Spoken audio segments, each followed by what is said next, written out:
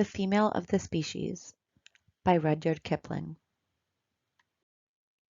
When the Himalayan peasant meets the he-bear in his pride, he shouts to scare the monster, who will often turn aside.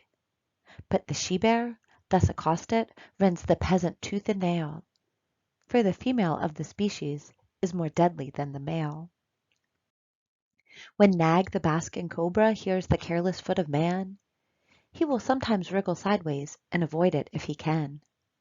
But his mate makes no such motion where she camps beside the trail, for the female of the species is more deadly than the male. When the early Jesuit fathers preached to Hurons and Choctaws, they prayed to be delivered from the vengeance of the squaws. 'Twas the women, not the warriors, turned those stark enthusiasts pale, for the female of the species is more deadly than the male. Man's timid heart is bursting with the things he must not say, for the woman that God gave him isn't his to give away. But when hunter meets with husband, each confirms the other's tale. The female of the species is more deadly than the male.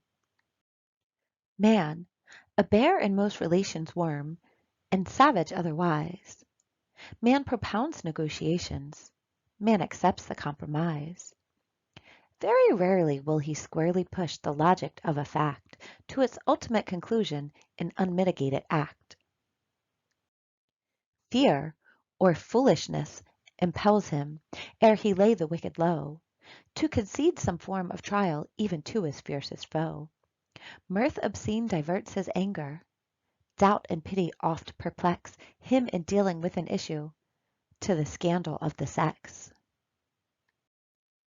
But the woman that God gave him, every fiber of her frame proves her launched from one sole issue, armed and engined for the same. And to serve that single issue, lest the generations fail, the female of the species must be deadlier than the male.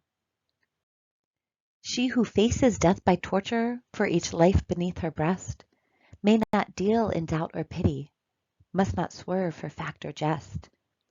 These be purely male diversions, not in these her honor dwells.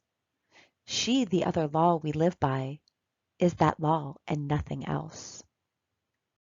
She can bring no more to living than the powers that make her great as the mother of the infant and the mistress of the mate. And when babe and man are lacking, and she strides unclaimed to claim her right as femme and barren, her equipment is the same. She is wedded to convictions, in default of grosser ties. Her contentions are her children. Heaven help him who denies.